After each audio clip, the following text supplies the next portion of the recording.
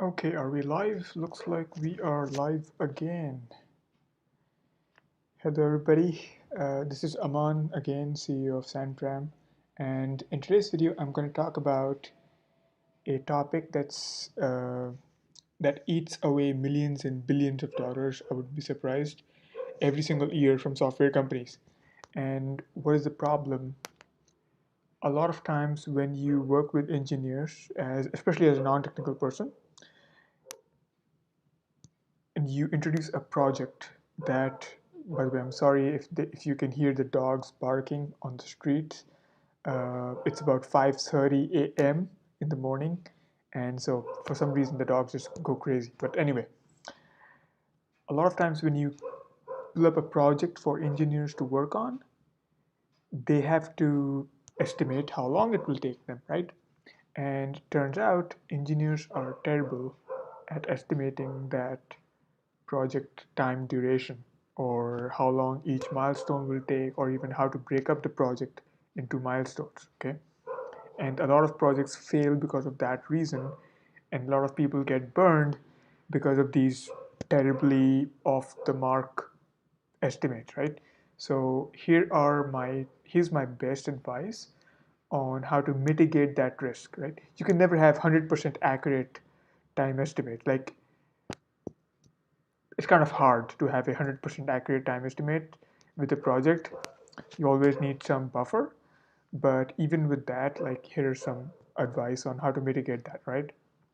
So let's move to the text editor so you can take some notes while I'm talking about it, right? Cool.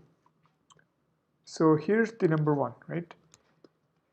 A lot of times when you introduce a project, you give too much um, you give too much uh, space to the engineers to pull a number out of thin air, right? So often you put engineers in a position that they have to pull out a number out of thin air. Okay, don't do that. Okay, now how do we? I mean, it's not obvious how not to do that, but uh, for example, right? How do you put the engineers in a position? First, you have to understand engineers are not very great at estimating project time. Okay, so just recognize that. Okay, number two, you have to recognize that engineers don't know how long it will take until they actually sit down and do a lot of planning and design and architecture work up front, right? Engineers won't know how much time something will take unless they sit down and actually draw out everything they need to do. Okay, and this is like, what you mean by that is, when I say everything they need to do, it means um, system architecture and functional flow, which means, which is, I've talked about this in a previous video. Number two is the system design, for the most part as well, which means, subsystems, blocks of,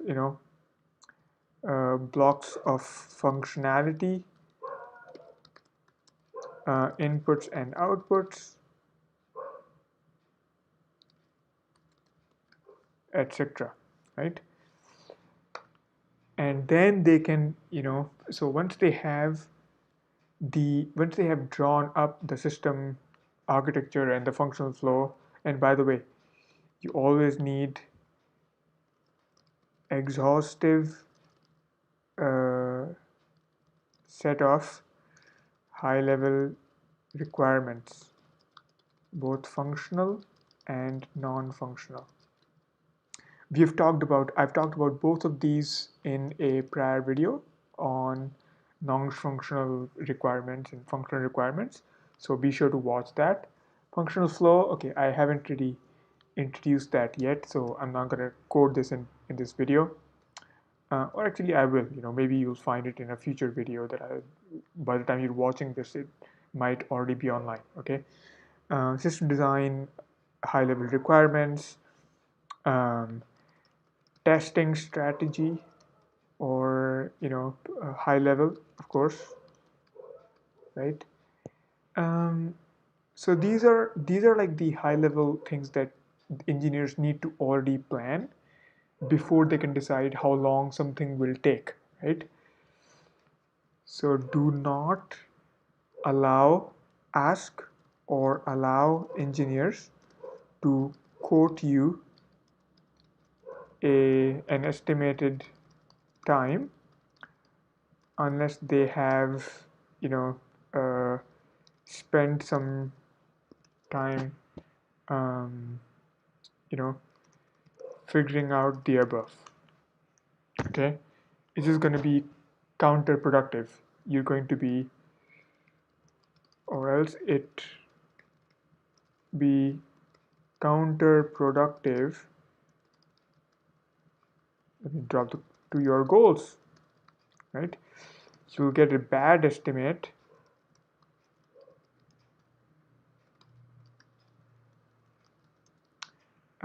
You'll get a bad estimate, and you'll probably lead them to work on something vague, having no clear idea of what they're supposed to build. Okay, that's number one. Number two, ask them to explain to you. This is, really, really critical again. Oh, you ask them to explain to you how they're going to build or uh, build and go about the project. Ask them about knowns and unknowns, and ask them about um, confidence, or instead of confidence, ask them about who will do what, you know, and ask them what they need to build from scratch versus what they would need to what they could reuse. There's always code and there's always designs that you can reuse, that you don't have to reinvent the wheel. you know Avoid reinventing the wheel.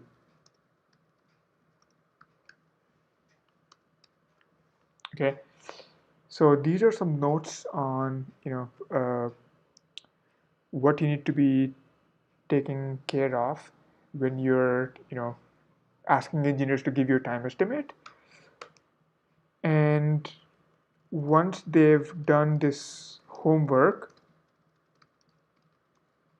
and given you a sensible explanation, or with the heart of a teacher, actually instead of saying explain to you, ask them to teach you about um, because explaining means like they have to kind of defend themselves, but it needs to be a humble relationship, right? You don't want to make them explain to you in the sense that they have to defend whatever they're doing. You want them to just teach you so you understand what they're working on, right? So once you've done this homework and given you a sensible explanation, then you can be more confident that they're much more likely to give you a good estimate about how long the work will actually take.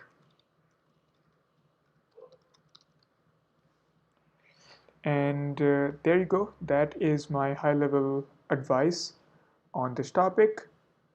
Feel free to take a screenshot or whatever, and hope this helps. Let me get back on camera so I can say goodbye.